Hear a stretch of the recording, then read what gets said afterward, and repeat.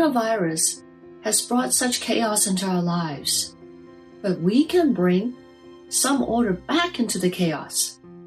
Our lives have been greatly disrupted when so many businesses have been closed. The long lines at the grocery stores, it's hard to even find toilet paper. The libraries are closed, schools are on hold, and children are at home.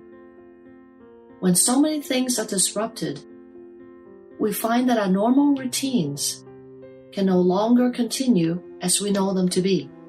All of us have mental maps on how the world should function. And when so many things are out of whack, our mind registers that something is wrong and we start getting stressed. We may feel powerless. We definitely didn't ask for this virus. We may feel a loss of control. The government tells us what to do. They tell us which businesses have to stay open and which ones have to close. And we can lose a sense of safety when we hear more and more people around the world are getting this virus. While some things are not within our control, there are some things that we can do.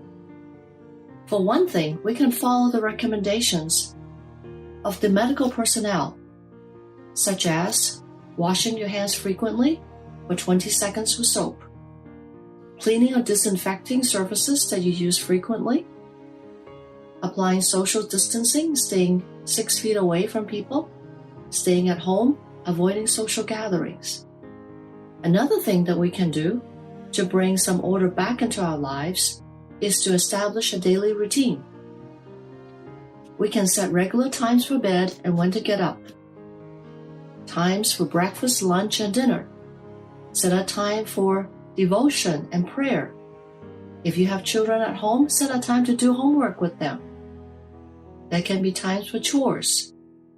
Maybe this is a good time to start on some of those home projects that you wanted to do for so long, such as setting up a bookshelf or cleaning up the garage.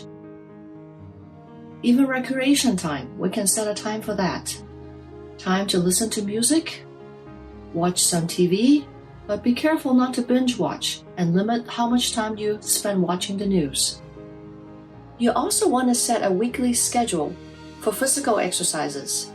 Even though you may have to stay at home, there are a lot of exercises that you can do at home, like jogging in one spot, or lying on the floor or on the bed and bicycling in the air.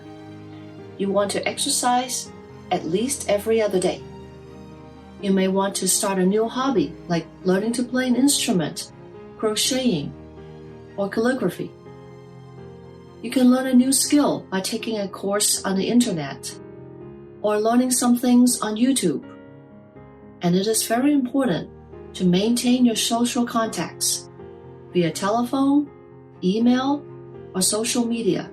Some church groups have online weekly meetings, and that's something important to maintain. Focus on what you can do. Even though a lot of things have changed, focus on what do not change. The Bible tells us Jesus Christ is the same yesterday and today and forever. God's love for you, His promises, and His perfect plan for your life will never change. Hold on to that.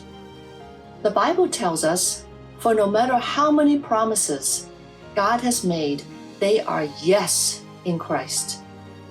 For things that are beyond our control, release them to God. He is in control.